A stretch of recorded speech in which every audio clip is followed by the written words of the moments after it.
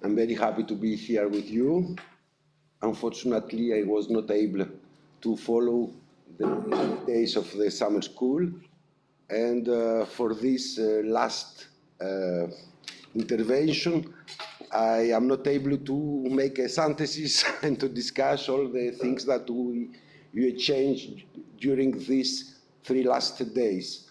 I hear that it was very interesting, very intensive, and I am very happy about that because it demonstrates, from my point of view, the dynamic of your dynamic and the interest to working on social representation theory with your research.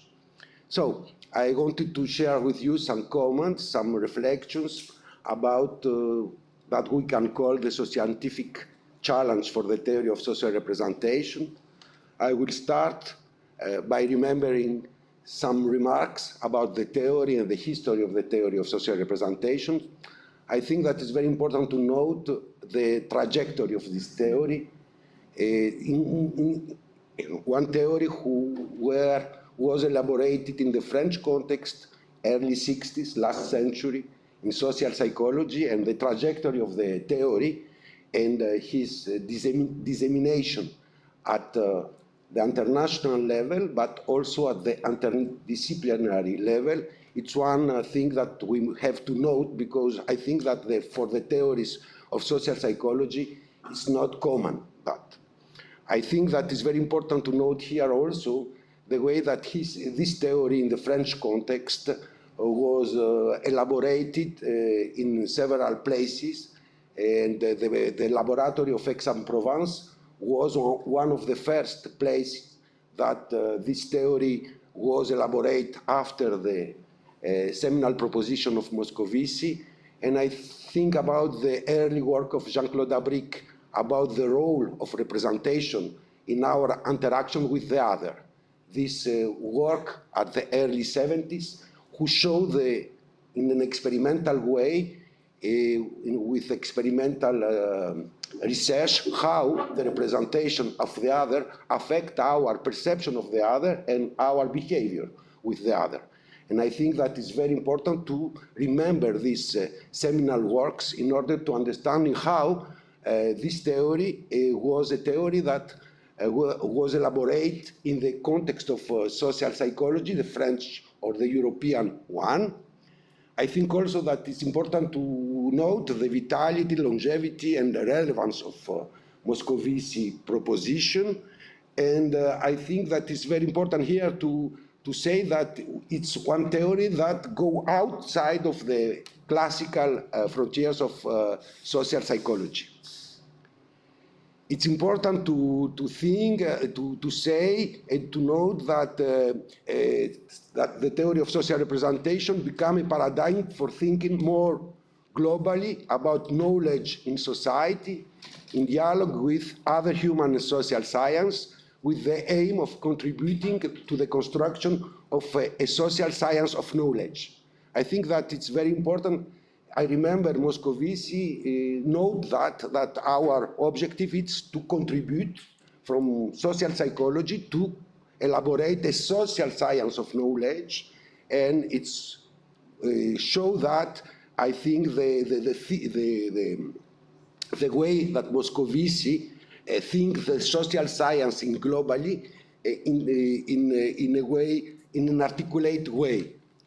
I think also that we have to note that this was possible from my point of view because of the epistemic nature of this theory in the social psychology, a paradigmatic theory that is a theory that proposes a global vision of human relationships and behaviors, a vision of human nature. And I think that it's important to understand that in order to think about this tool and how this theory is not have exactly the same characteristics than other theories in social psychology. The space in the field of study of social representation constitute a multidimensional space, particularly because of the transversality of the notion of social representation, its mixed position at the crossroads of social science and psychological science, and the diversity of schools of study at the international level. You know that when we speak about social representation, from the original work of Moscovici, we have several schools of studying social representation, socio-anthropological, sociodynamic, structural, dialogical, for speaking about the four classicals one. Based on the study of the science-common sense binomial in Moscovici early work, the development of social representation theory in recent decades shows an expansion of its scope to encompass all these complex objects. And I think that here is a very important thing from my point of view, that systematically engage subjects as group members, becoming a place of psychological and social investment. I think that this question is important because I work with this tool until 30 years, and the first question is, all the objects could be objects of social representation. And I think that Denis Jodelet permits us to understanding that, yes, all the objects could have potential objects of social representation. Because of that, when the subjects engage this object as group members, when these objects become place of psychological and social investment. I think also it's very important for understanding the interest of the Moscovici proposition that the originality of social representation theory in social psychology among psychosocial theories about cognition is that Moscovici invites us to consider cognition for the point of society and not for the individual point. And that, for me, it's very important because, as he notes, social representation theory does not deal with an abstract object conceived by science, such as social cognition or schema, but with a concrete object produced in the movement of social reality. I think that this remark of Moscovici shows the heritage of social representation theory and the anchoring of this theory in the tradition, in the epistemological tradition of social phenomenology. I think that we can find a very important links between this concern of Moscovici and that what Alfred Schultz point out 60, 70, and before Moscovici, our scientific activity, and particularly that which deals with the social world, is also performed within a certain means-ends relation, namely in order to acquire knowledge for mastering the world, the real world, not the one created by the grace of the scientist. We want to find out what happened in the real world and not in the fantasies of a few sophisticated eccentrics. It's a very interesting proposition in order to understanding how we can also think the theory of social representation in a more global epistemological arena about what is studying the social and particularly the social world. I think that from the social representation theory perspective, objects have a social and cultural trajectory, a sociopolitical and historical frame of reference, and are sets of relational phenomena that are complex, polymorphic, dynamics, and multi-determinate by macro and micro contextual factors. That we wanted to remember, to point out with Nikos Kalampalidis when we proposed to come back to the original ideas of Moscovici from the sociogenetic perspective of social representation. Why the theory of social representation? I think that we have to keep in our minds that the theory of social representation aims to explain how people come to think about the world, the way they do, and transform their ideas into a reality they perceive as normal, even natural. I think that is very important, this remark of Moscovici, because bring us to understanding what, and for me it's one of the difference between this theory and more other theories in social psychology. The theory of social representation is interested in how people think and not what they should think. And I think that is very, very important to remember that. We are not here for evaluate why and how the people think. We are here for understanding how and why the people think as they think. And this comprehensive way of thinking is anchoring also to the Weberian sociology, because this comprehensive way of thinking the reality is very important to point out. I think that the theory of social representation investigates the lay knowledge as a socio-cognitive construction and cultural product of social subjects defined by their group membership, operating under the influence of social frameworks of thought and collective norms of conduct, integrating the data of their practices and their immediate experience. Let's take an example, a recent one, the COVID experience, the pandemic of COVID-19. We made a paper with Nikos Kalambalikis and Fatima Santos from Brazil in order to understand how this new context, this context of social laboratory, was very important for the theory of social representation. In this paper, we point out what, as in the case of AIDS, the representation mobilized to think COVID-19 show the intervention of the social in a double register.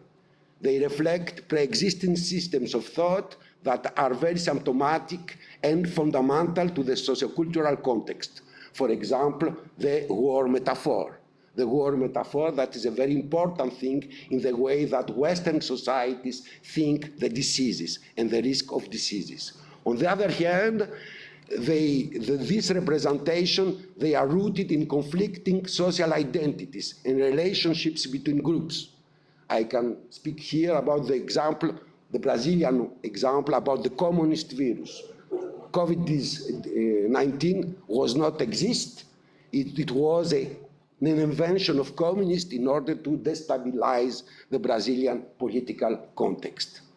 I think that is very important here to understanding how social representation theory offered an heuristic paradigm for thinking about the COVID-19 pandemic, its mode of appropriation, and the individual and collective behavior it generates.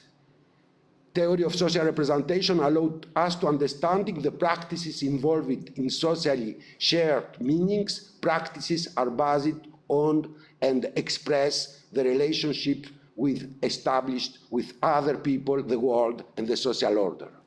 Particularly in this paper with Nikos and Fatima, we analyze our reaction to the virus as a mirror of ourselves, or a mirror of our system of thought, our relationships, our values, our theories about common worlds and the principles that organize our social functioning. I can take an example through the early work of Judith Butler, 2 years before, who chose the COVID pandemic in order to analyze how the capitalistic system organized the American society. And I think that we have to further think about that, about what it was relevant for analyzing through our reaction, our practices towards COVID risk, in order to understand how our reactions are revelators of our societies, of our social functioning. I think that we can define in a very simple way what is the theory of social representation. As Denis Jodelet pointed out, that we can say that the theory of social representation constitutes an empirical and theoretical fact about an object that implies an holistic vision and a methodological polymorphic way of dealing with phenomena. The theory of social representation invites us to break through traditional theoretical, methodological, and disciplinary divisions and venture into outdoor social psychology, into social laboratory social psychology. And I think that is very important. The theory of social representation has become a fruitful and operational theoretical methodological tool within various disciplines: psychology, educational science, health science, communication science, a tool recognized for its heuristic value and visible at the level of scientific practices. I think that actually the development of the theory in the Brazilian context is particularly illustrator of these developments, and I think that we have to think more about that, because the Brazilian context is one of the contexts that we have the development of the theory in the field of psychology, of nursing science, of educational science, and show us this interdisciplinary potential of the theory. The diffusion and the use of the theory within different disciplines should not, however, obscure questions about the epistemological specificity of the theory and its sa raison d'être within social psychology.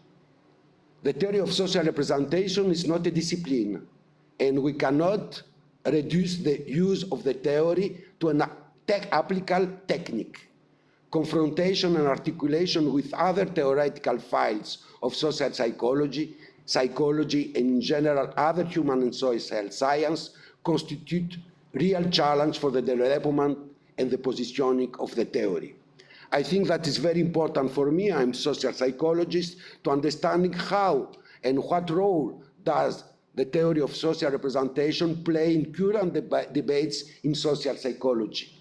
The debates actually in our discipline are very conflictual about what is good, what is wrong, for doing science, about the missing of the theory in the way of doing science, the good practices, let away the question of the theory, and all these things are actually in the mainstream social psychology. For example, the way that Frontiers create a new review, a new journal on social psychology, and the positioning of this journal is pluralistic, polymorphic methodology, different theories, but also the question of the theory that is very important actually, and I think that we have to think more about the way that we can communicate and contribute with other social psychologists in order to a change at the theoretical level. I remember that this was the way that Moscovici chose for develop the theory of social representation in relation with the ways that in social psychology the question of cognition, the question of beliefs are thinking and elaborated. The objects of study in the field of social representation are not fundamentally different from those of neighboring disciplines in the social science. According to Moscovici, that dialogue with other social science lead to a true anthropology of our culture. And I think that is a very important thing for social representation research, to understanding that. From this perspective, the mobilization of anthropological, sociological, and historical theories to understand the genesis and psychosocial implication of representing the objects study constitute a real challenge for research in the field of social representation. In a socio-historical context strongly marked by the development of biomedical research, socio-representational research on contemporary issues and challenges in this field should help open new fields of reflection at the theoretical, methodological, and applied levels and advance conceptualization. I don't want to go back and to present again that I present in the last summer school about our research on genetic modification of human embryo, but I think that it's very important to take this example in order to understanding that our role our way to think, how the societies, individuals and groups, societies accept the acceptability of these new biotechnologies is very important. For us, it's a very hot object that permits us to understanding how these questions are not only scientific questions, but eminent scientific one. And in this perspective, I think that we have to think more about one of the latest proposition of Moscovici, how to think about what? About a post-scientific common sense. A post-scientific common sense in our contemporary societies that bring us to understanding that we don't have to make an opposition between science and common sense, but we have to articulate and to analyze them as practice, as thinking embedded in social practices and conditions. I think that we have to remember that investigate the relationship between science and society in this new era requires moving beyond the antinomy between reason and culture and understanding scientific innovation in connection with the current state of social knowledge and social life. This remark remember me what Moscovici point out from Merleau-Ponty, for Merleau-Ponty work about the phenomenology of perception, that about the social psychology and the objectivist ontology in Western science. And I think that it's very important to understanding that if social psychology wants to analyze, and social representation theory also, for me, want to analyze the reality as the reality is, we have to take and to deconstruct our own presuppositions about these kinds of very ethnocentric way to think the nature, the reality, the truth, etc. But we can't discuss about that because I think that we are in the middle of a big debate in the field of psychological and social science in our context. I think that the dual interest of theory of the social representation seems to me evident, addressing the complexity and dynamics of in vivo phenomena and developing an interdisciplinary, reflective, and critical research practices in the context of new societal and collective challenge. Among these new societal and collective challenge, I think that we are faced in our Western societies in four, for my point of view, four main important socio-scientific challenge.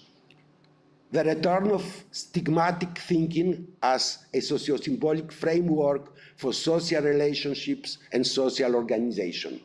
I think that is very important to don't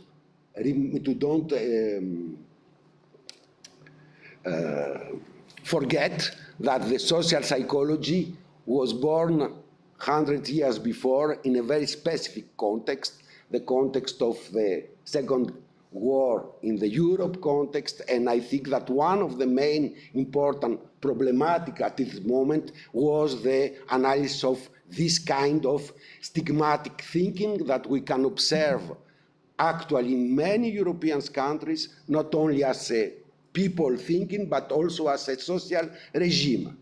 And I think that is very important to understanding more social stigmatization and social exclusion process, the distinction between us and them, or the infra-humanization of the others. I think that social psychology have many tools, theoretical ones, in order to think about this phenomena.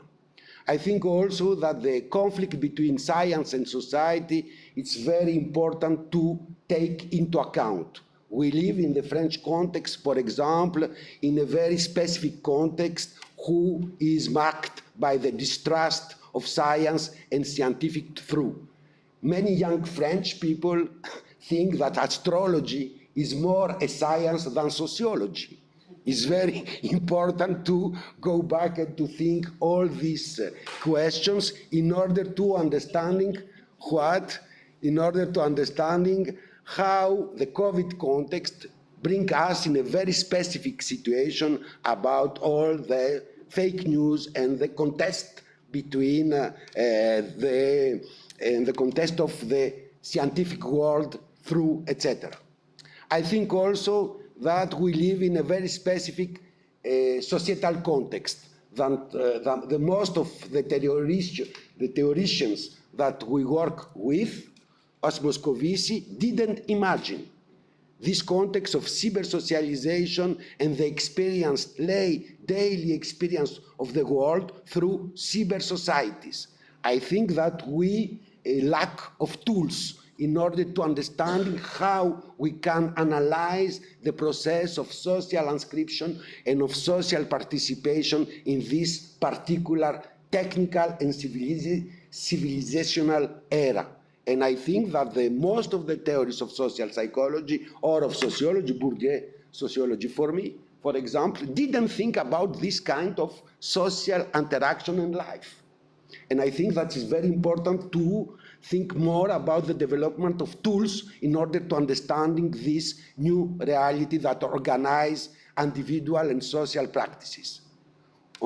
At the end, I think that the lack of presence of social psychologists in the public arena is also a problematic question for me, and the involvement in current social issues, that is also for me an important question at the ethical level, but also at the scientific one.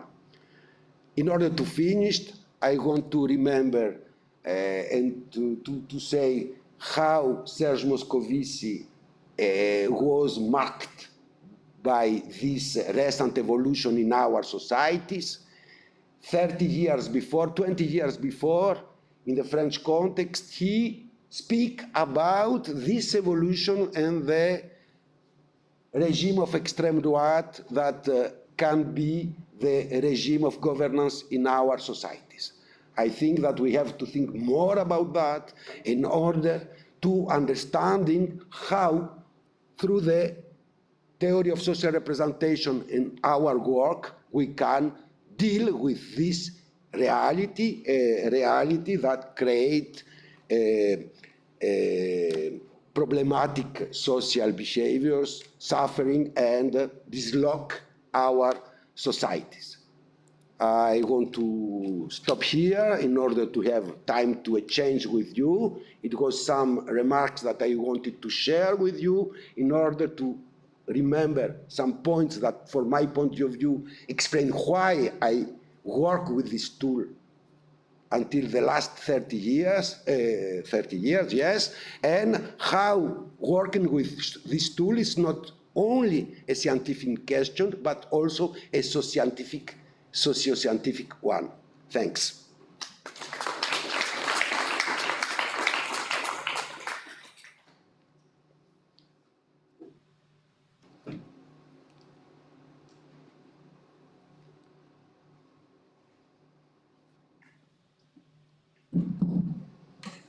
Some questions, remarks, comments? Yes. Thank you for your presentation. I was curious because earlier at the beginning you said something like that social representations works with representations that are concrete and not abstract.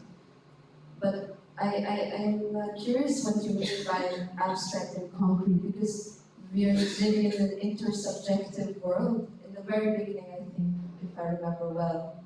Yes, because you have that. It's not exactly abstract and concrete. I think that that I wanted to say it's about our concrete experience. It's not just the system of social thought, it's also our concrete experience. But your question is more global. And how we can say? I think that when we work with social representation theory, we work with a socio-constructionistic theory, and the objective of Berger-Luckmann was to link a subjective experience and objective factors, subjective and objective. And I think that is very important because we can objectify in a certain way. For example, I gave you an example. When we ask about, when we study social representation in COVID-19 in the French context, we find in the, with the free association task, very few people that mention the link between COVID and death, between COVID and fear. Or in the French context, we had very, very important number of people that death in the COVID pandemic. So that I wanted to say. Objective condition, the epidemiological objectivation on the one hand, and subjective condition, the way that I am not associate, I am not give the word death when I speak about COVID. What it means, that it's an interesting work for analyzing this decalage between what the people think and the living objective conditions that organize the social life. Okay, it's a kind of liberty you take in a way then, because for me the objective and the subjective is not separated from one another. Not, but the way that objective conditions are reproduced is also linked to the way that subjective ways of thinking legitimate these objective conditions. Something to think. Thank you.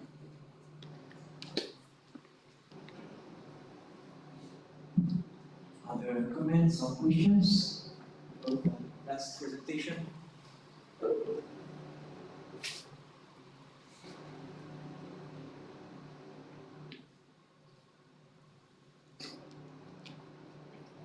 Yes. I will have some questions, but we will talk about it. Yes, not now, please. Because everybody's tired, so I think it's time just to say goodbye and good luck and thank you for your participation. I've been myself amazed about the quality, the diversity of all of your works, and I wish I could read your articles, and it was very great to hear from you. So, bye-bye. Thanks to Thibault for the organization.